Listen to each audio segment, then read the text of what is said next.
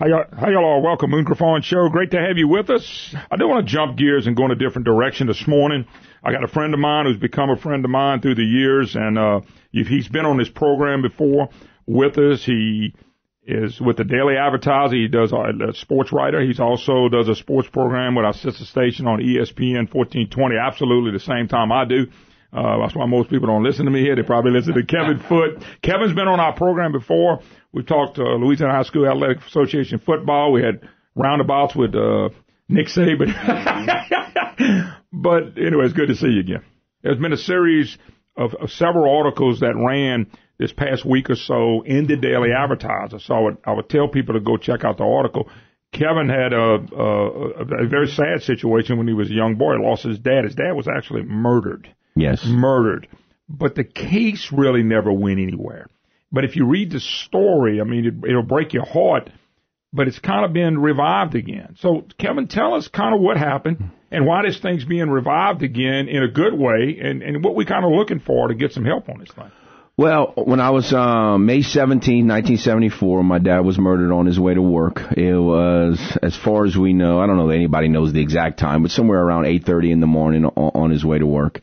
And there was, a fire a month before. My dad was the area manager for the Red Cross. So about a month before he was murdered, there was a fire at the building. They moved from the Old War Memorial Building to the Presbyterian church. I remember as a kid going there, kind of had a makeshift office there. Then there was embezzlement that was going on, and his secretary at the time was convicted of embezzlement, and then he was murdered, all in about a 3 or 4 week period there. A lot of weird things going on. Yeah, all that boom, boom, boom. And then so the investigation went on. The embezzlement investigation went on. She was convicted of embezzlement. She pleaded guilty. Thought that she was going to get jail time, and we can tell that story later, maybe if we get to it. And she got 5 years probation, suspended sentence. So then they tried to, in the grand jury, get murder as well as the embezzlement. The embezzlement went through at the time. The murder, for whatever reason, did not go through at the time. But when you get a grand jury, somebody thought she was guilty of something, or you wouldn't have had a grand jury. Oh, no. Carlo Listi, the sheriff, said, we want to try to get a probe for embezzlement and murder together. Well, the embezzlement got through, and for whatever reason, the murder did not get through. So I think the thought process at the time by then District Attorney Nathan Stansberry was, we don't have a gun yet. If you read the story, there's a whole wild goose chase with the gun thing, but they never had the gun, so they didn't want to, when it's a whole double jeopardy thing. You don't want to put all your eggs in one basket. I guess the thought process is without the actual physical gun. And wait, the problem is, which was, I guess, okay at the time, looking back at it, the problem is after that, nothing ever happened. I mean, we interviewed. It pretty much died. It just died. I mean, it just died. I mean, we quoted a lady who was the central figure in uncovering the embezzlement in the story, and she said it was like, I kept waiting for years and years to hear some follow-up, something, and it just died. And not only did it die, but then it kind of became, people just forgot about it. Now, I don't know how long this guy was sheriff, but I mean, in the transfer of power or whatever, and people moved on in their career, it just got forgotten about. Now, you were a young kid at that time. I was 7 years old. 7 years old, okay. And what happened was there were things that were done to kind of send a message that made up. Well, first of all, you're scared anyway. Understand, my mom was 26 years old. I was 7. My brother Marcus was 3. My brother Jason was 1. And then all of a sudden, boom, my dad's murdered and gone. So, it wasn't like he died of a heart attack or something. So there's, you're naturally scared, like what, anyway. Imagine. Yeah. You're naturally scared anyway. Off the air. I don't know of anybody that was murdered. I don't know of any family friend. I'm not saying if I go back, maybe I'll think of somebody, but most people don't know of somebody that's been murdered. I don't think. So what you're going through is something that most people don't go through. then there were, for a while after that, there were little things that would happen. Like I was told a story the other day. I can remember being at home and at night and a car just going in circles around our house with the lights on. Just things like that to scare us. So there were things. My mom was always suspected after a year or so when nothing was done and totally frustrated and angry and bitter. Suspected that there was some sort of cover-up, like what's going on here? This wasn't on a back alley. This was on a street on the way to work, a half a mile from a high school, from Acadiana High School. Just for the audience, and they can go read the story at the Daily Advertiser. Right. Was he just point-blank shot and they moved down a road? Or? Well, the thought process was from the police is his car was in park in the middle of the road. His car was in park. The air conditioning was on. The radio was still on. And the window on the driver's side was slightly moved down 3 inches or somewhere in that neighborhood. So he was shot. 3 shots were fired. One of them grazed his cheek and hit the door, and the other 2 did not miss. Yeah. Wow. So after whatever, I don't know all the reasons why the police dropped it, or I don't know all the reasons why it was the sheriff's department, why they were never able to get anything and it was forgotten. But anyway, it was. So through that period, we were scared. Okay, 10 years later, should we continue? Should we, we haven't heard any updates. Do we need to pursue this? Or if there is a cover up, is that person still in power? Is that person still have a lot to lose? Whatever the reasons why, if there was a cover up. So my mom was at the point where the last thing she could afford at that point emotionally was hard enough to deal with is anything happen to any of us. So sure. It just that led to just one year became another. Okay, so fast forward to a couple years ago, there was a cold case that was solved in Lake Charles. And it was further back than my dad. It was about a man named Felix Vale who killed 3 of his wives. Even further back than it was in the 60s, right? And so we kind of had something to do. What happened was a writer from the Jackson Clarion Ledger, a Gannett newspaper like ours did this big thing very similar to what we just did about this cold case and ended up going to trial and the guy got convicted. That kind of inspired you to say, let me do this. So my boss, Kristen Askelson, who did the investigation with me, and we're still looking into things, she had gone to my mom. My mom died of leukemia in 2015. And she had went and heard some of the stories about my dad's murder. And then she kind of would listen to some of these cold case podcasts. And then she's got and she said, well, why can't we do what they just did and tell the story of your dad's murder? Maybe someone will come forward like they did in that one. And so that's kind of what sparked it. And again, she came to me one day. She says, it was January 2017. And she said, don't you think 2017 is the year to tell your dad's story and see if we can get some progress here? So one of the things by telling the story, Kevin, you were inspired by something else that happened years before. I'm taking this by me and you talking. Yeah.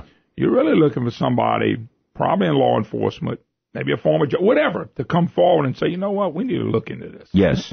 Because I don't know how to. Apparently, some of those folks, some of the main players are still living.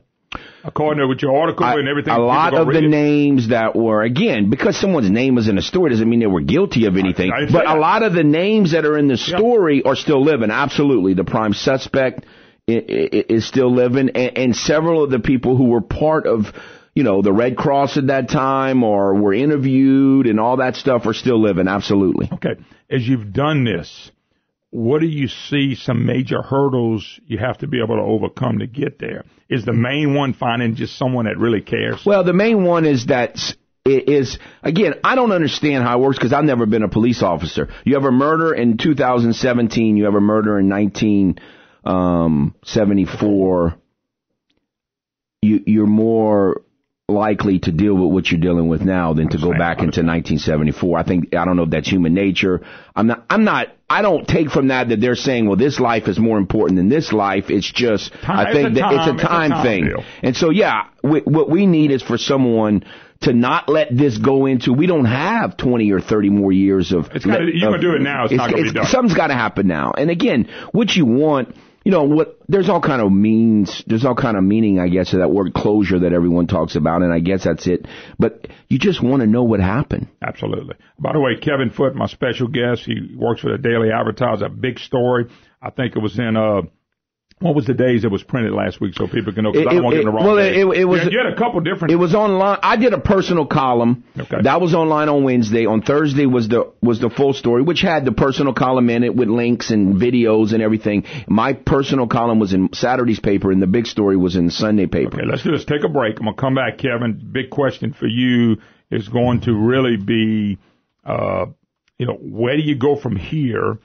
What do you need help? Maybe what you need help with. Yeah. Who's maybe not without naming a person who can really come up and help you. And the other big question is how much information is still floating around about the case that was in the file that's not there anymore, if that's such a thing. So Kevin Foote, my special guest, his daddy was murdered in 1974.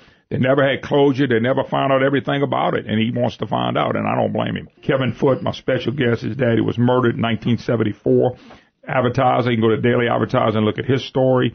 It's a really, I'm calling it unique. It's probably not unique in the fact we know people get murdered, but Kevin says we want some clarity on this, and that's why it's been brought back up. One of the things you talked about, you got about, I think you said you looked at 700 pages of documents and things of that, but that wasn't all the documents. What about grand jury and stuff? Is that stuff even hanging around? I have not been able to find any kind of record. We went through clerk of court. We went through the DA. No one has been able to find any record of that. There are no records available for whatever reason on the arson investigation. There were two fires, and there was an arson investigation, and they seemed convinced, judging by the things that were in the paper and said on television reports back in 1974, that they were convinced that the arson and the murder were linked. But I've talked to state fire marshal, local fire marshals. No one has any record of this arson investigation. But Kevin, and I may be jumping the gun with you a little bit. We talked about embezzlement. We talked about a fire. And, of course, unfortunately, we talked about a murder all going on. And you ever find a motive or anything around for just kind of why all that was happening there at the time? Well, in the story, my dad, I quoted a gentleman who was a friend of my dad. He was a local safety kind of expert and was constantly in communication with my dad and the Red Cross. And he said he went into Dad's office one day and he said, someone's trying to burn the building down. He's like, oh, come on now. And then he said another week he went in and my dad said, I think someone's trying to kill me. Wow. So, theoretically. Over what? Well, embezzlement was what the police detectives thought. Theoretically, when my dad was. He must have found out about the money being embezzled. And he reported it. Or about to report. Okay. When my dad was killed, on the chair next to him were a bunch of financial ledgers and statements, and in other words, he had, theoretically information about the embezzlement. Okay. So that makes I'm just looking at motive. Right. And that's your motive right there. Somebody's taking money that they shouldn't be having. Somebody's going to report them. And if I'm not saying if you're taking money, you'll kill somebody. Right. But some people will. So, the arson would have got rid of all the records, too. Theoretically, yes. I mean, if it burns to the ground, everything's done. Again, the authorities then apparently thought that because that's what they were reporting in 1974. Yeah, but back then, everything was a sheet of paper. It's not like that anymore. Right. So you could burn down something, you can get rid of a lot of stuff. Absolutely. And that's why I was asking you to right. But what about other information? Just grand jury, all that stuff. Just nothing there. There's no record that a grand jury took place. Now we know one did. Yeah. But there was no record there's no record of the arson. And so now there's a lot of paperwork. The bulk of the file is about the whole embezzlement investigation and then about the chase for the gun. And so, we reported, not all of it, but the essentials are reported in the story. Kevin, with the little time we got left, what are you hoping to get out of this? And I think you said it earlier. I know you want some clarity on it, but you probably want some justice on this too, if it's possible. Oh, absolutely. I want to know what happened, and I want to know if whoever did it is still alive. Then yeah, I want to see them face justice. But I think I just want to know what happened. Is this something a judge, a DA, a sheriff, attorney general, somebody could help you move this? Because it seems like to me you're also crying out for some help. Yes. Somebody that's been in law enforcement to say, would you come look at this and at least I'm gonna use your words. I wish I could find somebody who cared. I'm gonna say give a dang, but who cared? Really? Right. Well, we need somebody who's gonna say, okay, this was forgotten about, and we're not gonna forget this time, and we're gonna try. I mean, in other words, whoever it was that did it, they never had to. There was never a day in court to say, okay, prove you're innocent. Innocent or guilty, yeah. Yeah. And so I want that day to come. And, it's there's a lot of ways to help. One, if you know someone, if you know anything, obviously please come forward. Absolutely. If you know someone who was a part of the case, let's talk about this again and see. Also, I don't know. I've been watching these forensic shows and crime shows my whole life. If anybody knows has ever been involved in one of those or knows anyone who's involved. They may even know some people involved deeply that they said something years ago and you just kind of walked away from it. Contact Kevin Foote at the Daily Advertiser. Kevin, we may do it again. God bless you. I hate you paying for this because, like you said, closure and knowing what really happened would probably ease your mind somewhat. If you have any information, the easiest way, obviously you can go to the sheriff's department. And they can come to me and I can come to you. But also email me at kfoote@theadvertiser.com, KFOOTE @theadvertiser.com. Thank you, Kevin. God bless. Thank you. John Kay joins us. He is with Americans for Prosperity. Mr. John, what's going on? Man, I'm sitting outside the Capitol about to go in for Ways and Means Committee. I hear they're hearing some tax bills today that would cost Louisianans jobs, and it would shrink our economy even more than it's already shrinking.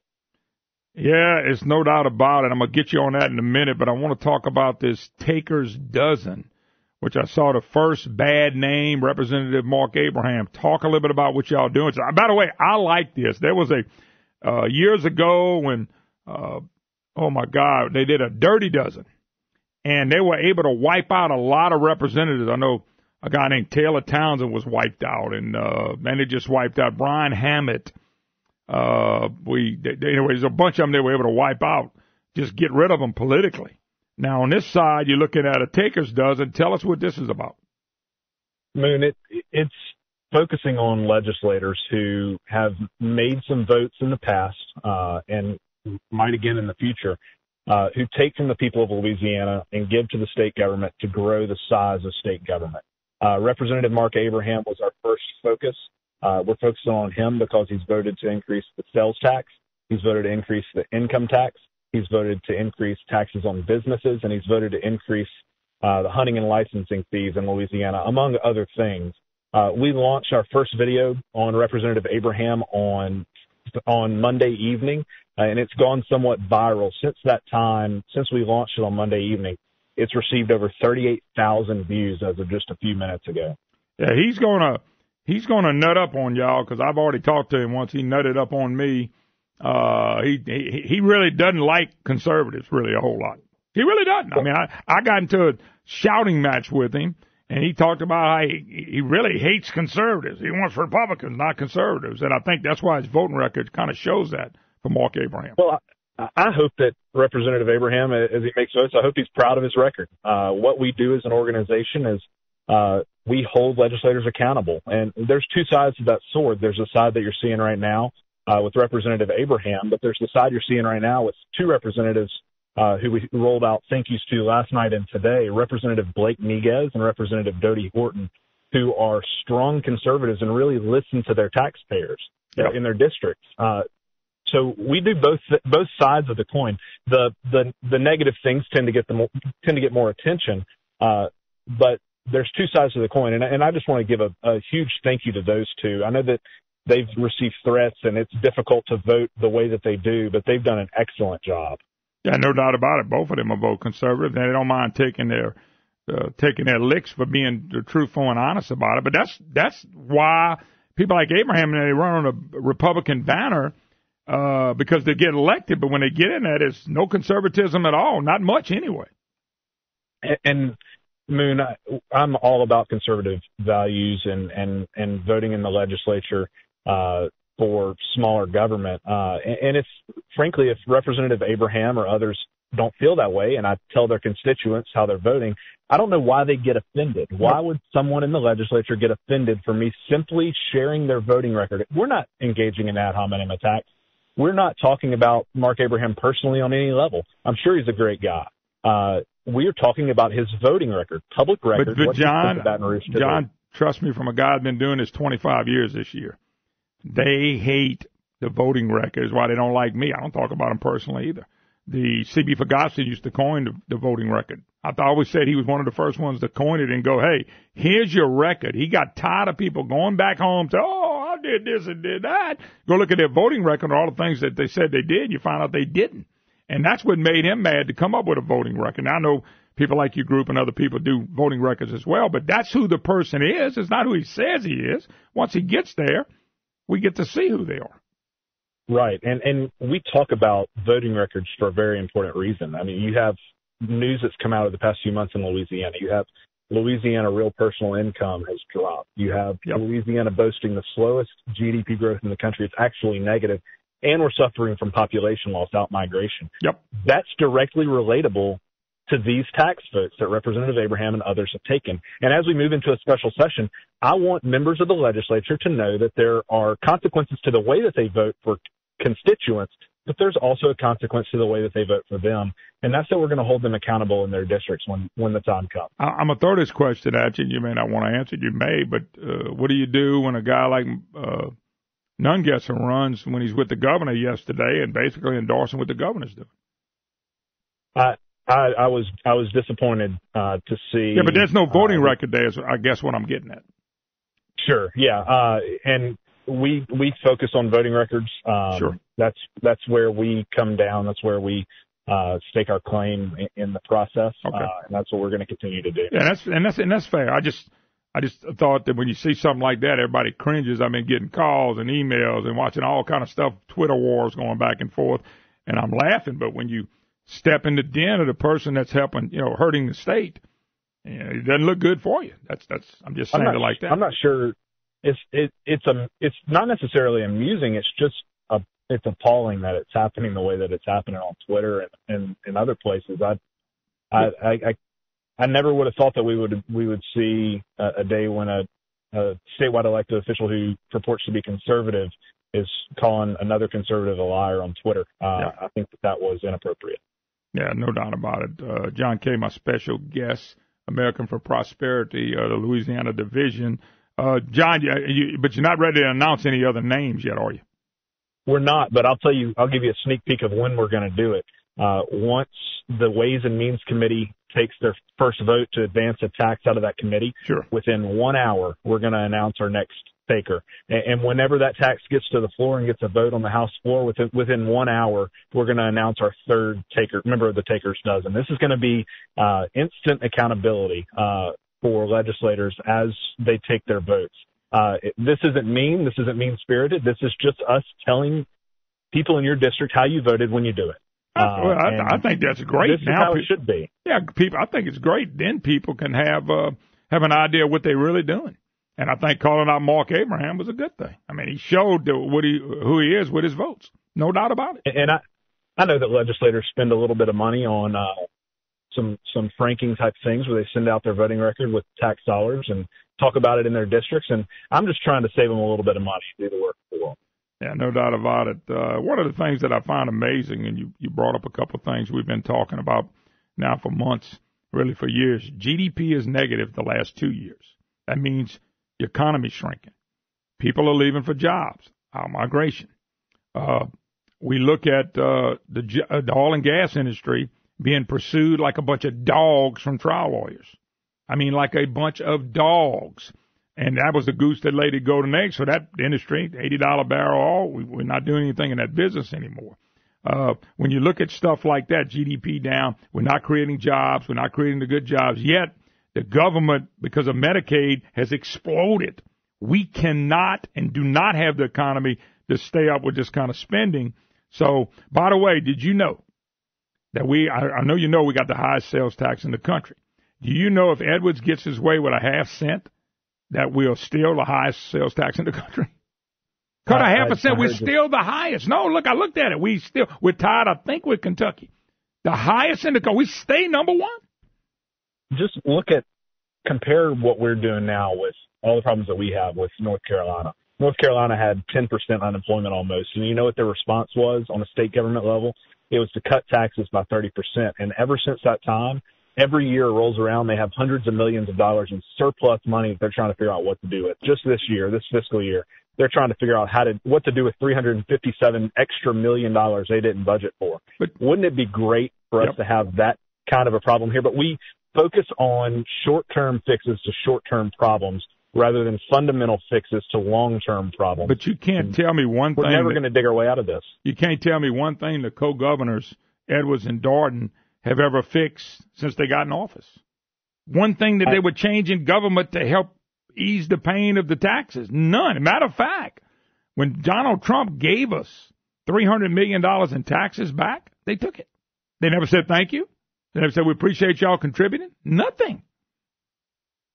And I hate to imagine what would have happened if the legislature had passed Governor Edwards' cat tax last year. Oh, my God. We would lose more companies like Smoothie King and others to other states because they would not be able to afford to do business here. That policy would have given us probably even worse GDP numbers by far than we even have now. We would be an extreme outlier, not just an outlier, an extreme outlier nationally if we had passed that tax. And that was his only attempt at tax reform. I'm not sure if that was a serious attempt or if it was just check-a-box leadership, but it was the wrong approach. And now they have, and I've started calling it the broken promise sales tax. And I'm going to keep calling it that because that's exactly what it is. 2 years ago, we were promised tax reform in exchange for this temporary tax. Now they want to make it permanent. This is the broken promise sales tax, and that's what we're going to tell Louisianans all across the state. Well, it needs to be told. All righty, John Kay, we'll do it again. I'm looking forward to seeing who the takers dozen. We know we got one, Representative Mark Abraham, who, by the way, wants to run for Senate next time. He wants to be one of 39. We'll have even more power. John, thanks. We'll do it again soon. Thank you. All right. Hey, y'all. Welcome back. Moon Griffon Show. Great to have you with us. 844-766-6607. Hickson has a hotline. Taylor Barra had a great response to the governor's pep rally yesterday. By the way, before I get to all that, a trivial question. Our sales taxes, I got it right in front of me. 50 states. Highest sales tax in the country, by far, by the way. Okay? So here's my question for you folks. They show us at 10% on the average. Bel Edwards wants the half-cent sales tax, and they're going around telling people, Rob Chadouin, what a joking idiot. By the way, I saw somebody last night that put something on his deal, Brandon, that said the R for Chadouin, that stands for he's from Ruston. I know, you said that. That's you. He's from Ruston. That's what the R stands for. I don't remember what I said yesterday. That was yesterday. But it's a trivial question. We got the highest sales tax in the country. The co-governorship, Darden and Edwards and the liberals and the left, they want to lower the 1 cent sales tax that they added on us just 27 months ago to half a cent. And then they're telling people they cutting $400 million. So here's the trivia question. If we lower the sales tax a half cent, where do we rank then out of 50 states, 1 through 50, in high sales tax ranks? Now remember, we're number one now. If we lower a half cent, where do you think that sends us in the rankings? 10th? 15th? No. If we lower 1/2 of a cent sales tax, we stay number one. I just wanted to share this with you. We will be the number one sales tax in the country, even if we lower it a 1/2 cent. We'll be tied. It looks like we'll be tied with Kentucky. So if we lower the sales tax a 1/2 cent, we would be at 9.5 cents. Texas is 8.2. Mississippi 7.3. So when people start talking about lowering the sales tax, he's lowering it from number one in the country to tied for number one in the country. So I'm just telling you. Now, before somebody calls and said, I'd rather pay the sales tax, I agree with that. I'm not saying that. I don't think we ought to be paying for anything. Our government has exploded. It exploded because of Medicaid. It's costing us and it's hurting us. So when the governor says he wants to lower the sales tax and give you back $400 million, all that's a bunch of bunk, of course, is a new tax. See what happens if you don't try to vote the tax on. Then we go down to 9%, which still puts us, if we got rid of the whole penny, you realize we're still in the top 5 to 10? If we went down to 9%, we would be in company where it looks like Oregon, Arkansas, Alabama, Kentucky. Actually, if we get rid of the whole penny, we're still in the top 5. Plus the property taxes, plus all the fees and anti-business taxes. So if you get rid of the whole penny, we're still in the top 5. So we're going to take us from number 1 in the country in sales taxes to number 1 in the country. That's how high it is.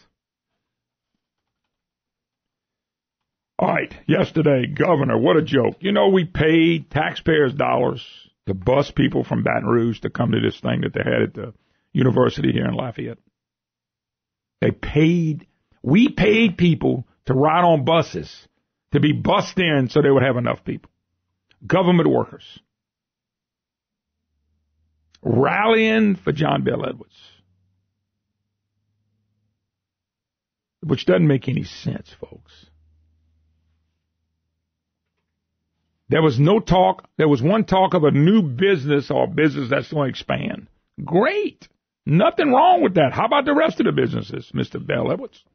How about the oil and gas industry? Are they expanding at $80 a barrel? Not really. All of this, folks, you know, we don't talk about jobs. Let me just make this simple statement. No jobs, no tax base. No business, no tax base. No job growth, no tax growth. This is the thing they don't understand, folks. If you take a train, the engine that drives it is business.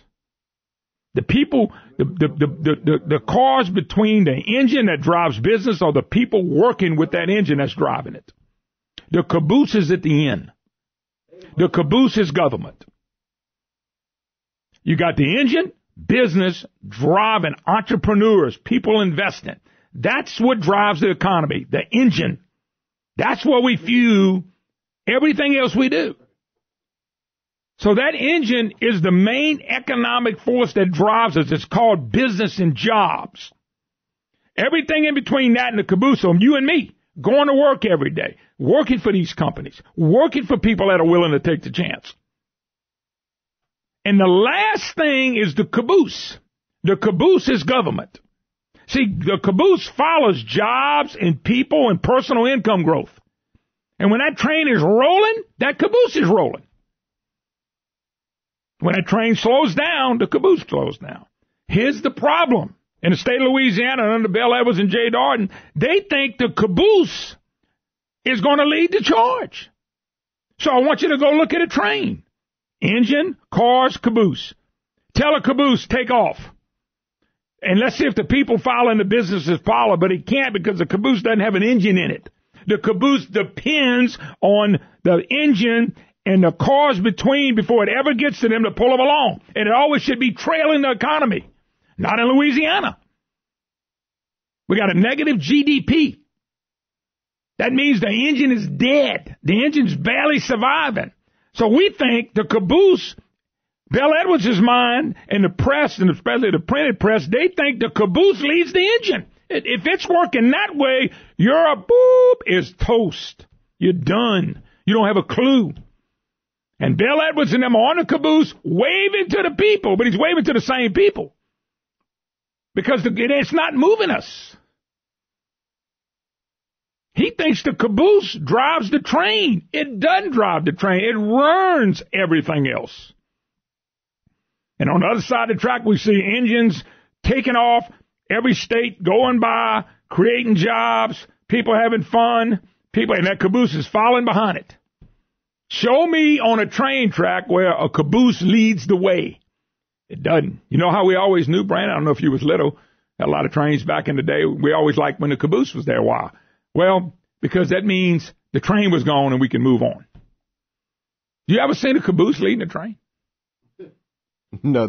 Have you ever seen a caboose leading a train? No. Well, how in the hell can the government caboose lead the economic development train? But Bel Edwards wants you to believe that Medicaid is a job enhancer, a great job creator, which is ignorant. That's the caboose. It can't work that way, folks. All these people clapping for Bel Edwards yesterday. And Billy Nungesser right there. I saw a picture of him hugging Bel Edwards. What is Billy thinking? Do you think that's going to help him? I don't understand Nungesser at all right now. Thinking that going to take pictures and hugging on Bel Edwards is going to be some kind of government enhancer for him. And did he endorse what Bel Edwards is pushing? All he's pushing for is taxes. You're the caboose. You people in government, y'all work, but without the engine running. And without all them cars and small business and these little bitty cars and people doing and coming and going and spending money and making the economy roll, the caboose can't move 1/10 of 1 inch without the engine that drives it all, which is our businesses, big and small, and all the people working their butts off. The problem in Louisiana, we got more people in this little bitty caboose that's not pulling us anywhere, clapping and thinking they ought to get first. And they can't get first. If you don't have an engine, why have a caboose? The caboose ought to be behind, the last thing that's pulled along. It ought to be pulled along as your economy rises. Remember, at our state, I want you to think about that. The caboose can lead if the engine backs up. And our economic engine is backing up. We're going backwards. And the people in the caboose are hollering, more, more, more. You're going the wrong way, but we need more anyway. What a shame. What a shame. What a shame what this governor's doing to the state. What a shame the printed press is doing to the state. They're wrong. They're so wrong it's not even funny. Anyway, we'll take a break. We'll take some calls. When we get back, Brandon, if you got Speaker Taylor Barra, he had a great response. And I want y'all to listen to it because the budget would funded all his health care stuff. And it would have worked perfectly. And Bel Edwards vetoed it. Because he wants credit for saving the deal. By the way, his special session's already in deep trouble. Hey, but let's play this, then we take some calls. Taylor Barra, Speaker of the House, which gave a great response to Governor Bel Edwards' Photoshop PR job of people on government rallying for even more money out of an economy where the GDP is going south. This is Speaker of the House, Taylor Barra. During the regular session, the legislature did its constitutionally mandated duty and adopted a budget which, while not perfect, fully funded the Department of Health, including critical life-saving services, and set forth the priorities to fund in the special session. At the governor's request, the leadership of the House and the Senate agreed to expedite its schedule and adjourned early so that we could address filling specific funding gaps and priorities in the special session. Despite this, the governor did everything possible to disrupt the process, including sending a fake eviction letter to tens of thousands of seniors in nursing homes. On Friday, the governor vetoed that budget. He vetoed a budget that funded the state's critical life-saving priorities at full or near full levels, except for some individual agency units.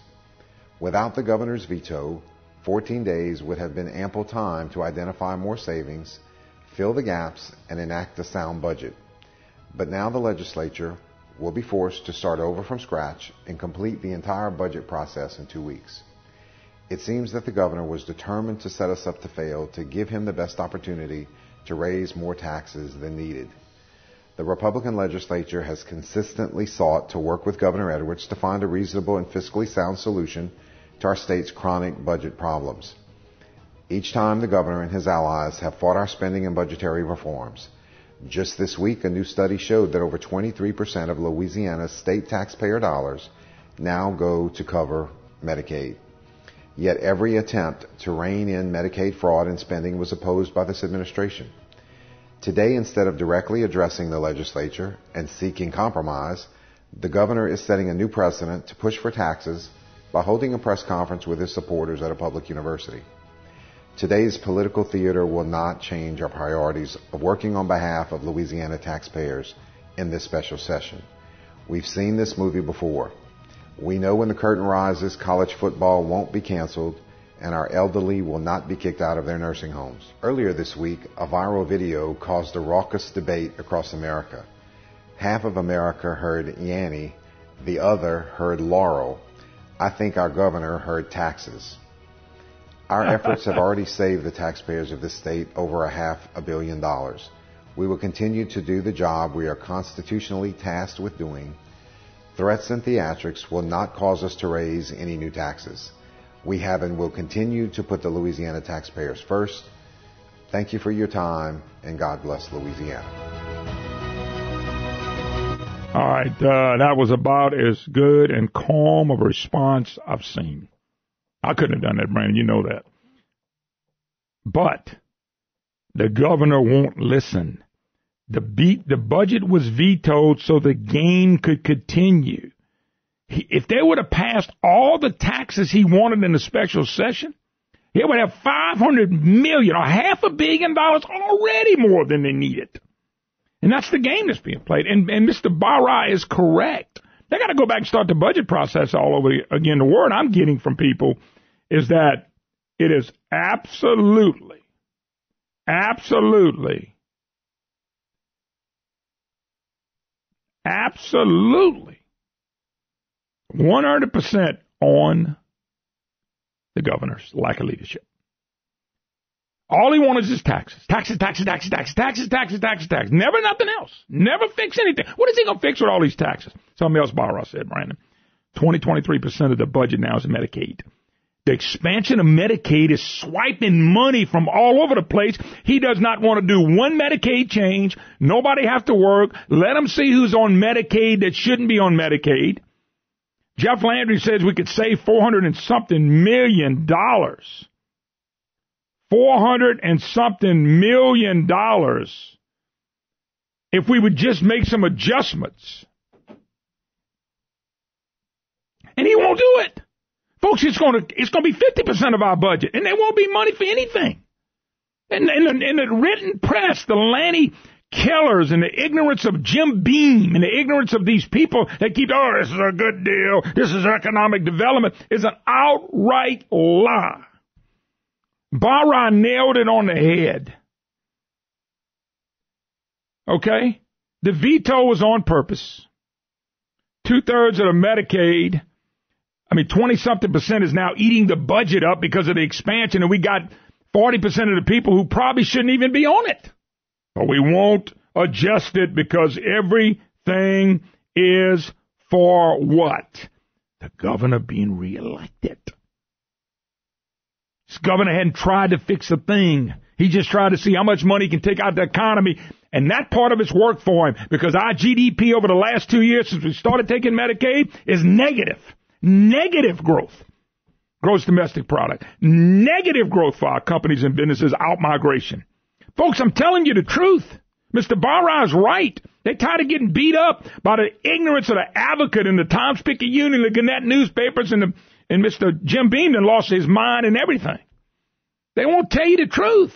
We're doing pep rallies. He vetoed a budget that fully funded health care. It fully funded the hospitals. It fully funded the nursing homes. After he sent this letter out scaring people. That's why people are so upset with Billy Nungesser for sitting over there going, hug this guy. Supposed to be a conservative and a Republican. Anyway, there's a GOP response I'll play coming out the next break. But I'm going to hold that because John McKay is going to join us, and he's going to talk about there's a new term they're using to go after some of these elected officials, especially these Republicans. Mark Abraham's already made the list as the number one culprit. We'll get to that in a second hour. But I will come back and play the GOP response. It's a sin and a shame that Bel Edwards is getting away with all this stuff. It really is. Medicaid is ripping this state's heart out. Money and everything. And Bel Edwards and Jim Richardson, LSU puts out a deal how this is an economic boost. And Edwards is running with this craziness. Nobody believes that. I'm watching it eat the budget up. Barra's tried to work with him, but Edwards knows one thing. I vetoed this budget because I want people to say, look at Edwards saving the earth. What he's doing is this is what lack of leadership looks like, folks, at the governor's deal. This is what it looks like. And when you got two governors, you got confusion. This is what it looks like. So frustrating. I want businesses in Alexandria to Monroe to Lafayette to Shreveport to Lake Charles to Baton Rouge, New Orleans, and everyone in between to do well. We're not going to do well with this guy there. It's not going to happen. One-term governor. All right, Brandon, let's go. Now we have a Republican response. I know the guy head of the Republican Party was in this. Brandon, I didn't have it pulled up anymore. Dang it. Was it Schroeder? GOP Chairman Louis Gervich was in Gervich, this? Mm-hmm. Schroeder, Blake Miguez is in there. By the way, is Billy Nungesser in that picture? Is he? You know the answer to that. He's not. I'm just kind of curious. If he was in a picture with a Republican response to Bel Edwards, but here we go. Hello, I'm Louis Gervich, Chairman of the Republican Party of Louisiana.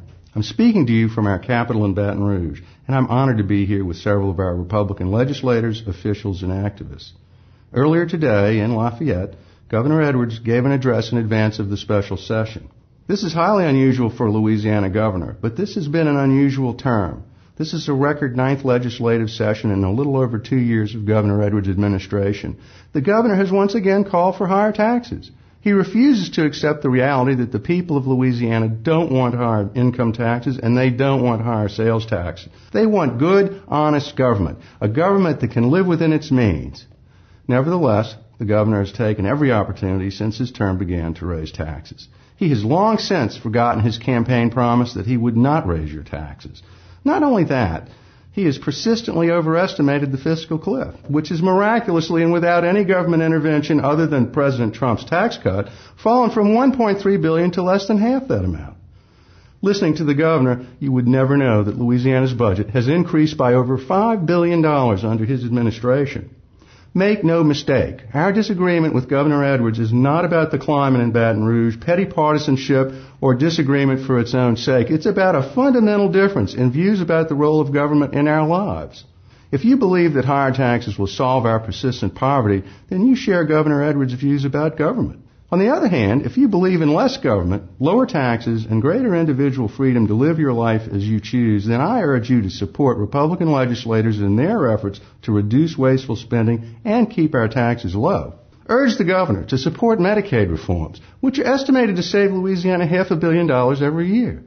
Urge the governor to pass the Louisiana checkbook to make our government more transparent and accountable. And above all, urge the governor to support and sign a balanced budget that protects all of Louisiana's citizens and their families. Thank you and good evening. By the way, all that was on the money. Every bit of it. They could save $500 million just in Medicaid stuff, but he will not make an adjustment because he knows his constituents want even more. This is politics by Edwards, folks. This is politics by Edwards and led by the printed press, the printed media. That's what this is. He could save $500 million and he won't make one adjustment, not one adjustment. He vetoed that budget so he can look like a hero.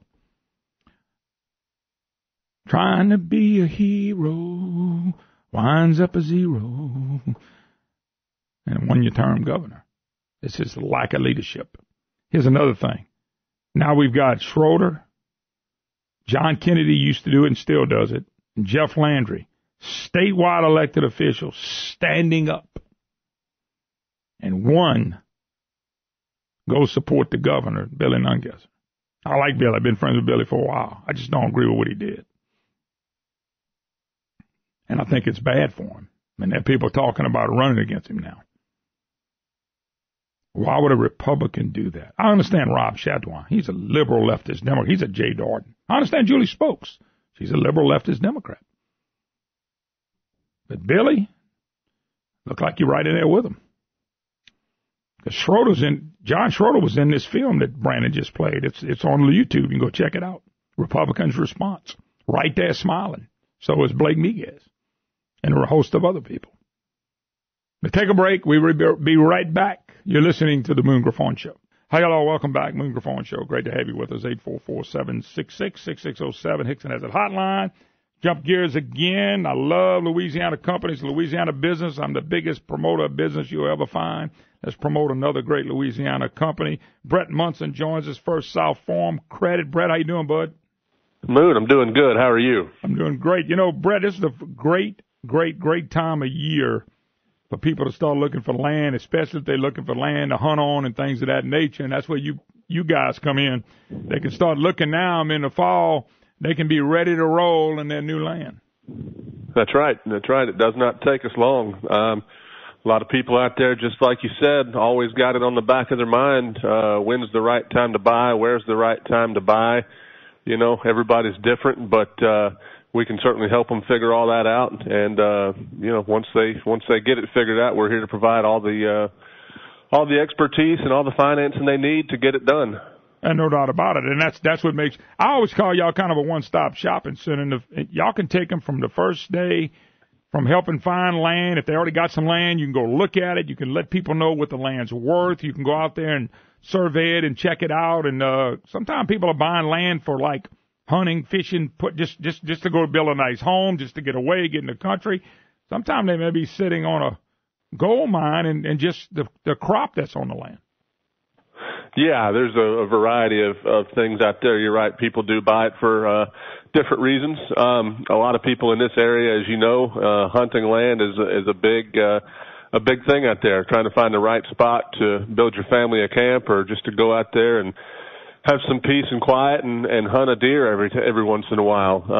You know, and there's a lot out there, and it can be intimidating sometimes, but we're here to bring it back down to earth and show you how simple it can be to find what you want and understand what you're getting, and help you know everything about it to make the right decision. Yeah, no doubt about it. Now y'all help them with all the financing and things of that nature, and I know interest rates is probably pretty good right now, huh? You know, they go back and forth. They are, you know, they're starting to move in the last year or so, but, you know, that's just a sign of the times. That's not necessarily a bad thing. The economy is doing well, and a lot of people are finding it in their best interest to go ahead and buy now. So we are always going to give them the best rate possible, and you know, make sure that they get the best deal possible when it comes to financing. You know, some people think it's too expensive, but it doesn't have to be. No doubt about it. Brett Munson, First South Farm Credit, locations all over the great state of Louisiana. Of course, they can check y'all on the web too, but y'all have got branches just all over the state, especially in a lot of rural areas. We do. I'm in our newest office in Louisiana here in Monroe, but we're all over, all the way from Lake Providence, Tallulah, Winsboro, Alexandria, and all throughout the south part of the state. It's not hard to find us, for sure. No doubt about it, and y'all can send people out to see them, but they can come in a great atmosphere and figure out everything they're looking for and how to finance it and all that stuff. So y'all ready for them. Give out a website or maybe a number of people can get in touch with y'all, Brett. Yeah, I can give you both. To get in touch with your local office, you can call 800-955-1722 or visit our website at firstsouthland.com. Yeah, no doubt about it. Brett Munson, First South Farm Credit. Great Louisiana company, folks. These people work for you.